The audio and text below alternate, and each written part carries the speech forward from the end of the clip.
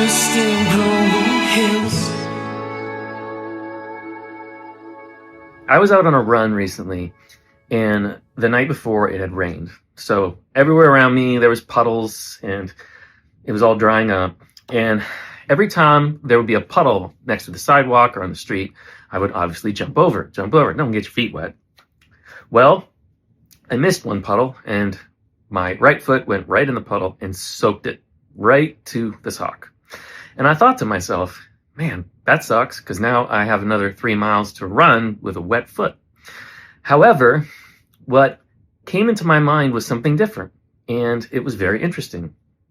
It brought me a little bit back to living in East Nashville and what I saw of the neighbor.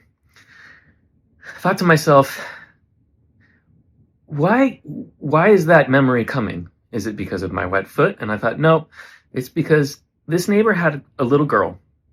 She was probably, I would say like maybe 10 months old.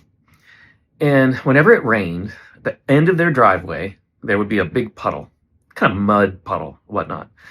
And every time it would rain, I'd say like maybe 80% of the time, this little girl would run to the puddle, jump in the puddle, play in the puddle. And if for some reason it made me uncomfortable, and it made me think back to kind of how I was raised, where everything needed to be tidy and clean. And this little girl was having the time of her life. And it just brought me so much, after the trigger, it brought me so much joy to think, wow, she is getting dirty and nasty and she's loving life. And I went to the mom one day and I said, hey, are you okay that she does this? She's like, absolutely. I thought, my inner self was like, man, I feel uncomfortable. She's getting dirty. She might get sick. She's like, no, I just take her in, give her a bath or give her a quick little shower, and she's fine. And I thought about that moment on this run as my right foot was sopping wet with every step.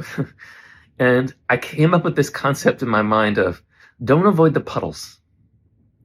And I started opening that idea up a little bit in my own mind and thinking about, where do we avoid puddles in life?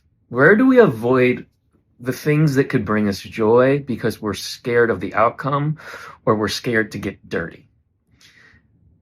That seems to be an interesting but simple lesson that this little girl taught me, is don't avoid the puddles. Where in life are you avoiding puddles? Where in life are you avoiding the things that are going to actually help you grow, help you change? Where are the sticking points that are difficult for you? Where are those puddles? Because just like the little girl, for you, when you're through the puddle, you have the strength and the capacity now, through mindfulness and through some of the inner work, to take the shower, take the bath. If it doesn't work out, it doesn't work out. And the most of the time, the fun and the growth and the excitement is in the puddles. And it took a 10-month-old little girl and a wet right foot for me to realize that it's true. Don't avoid the puddles. Peace and love. Flowers still bloom on hills.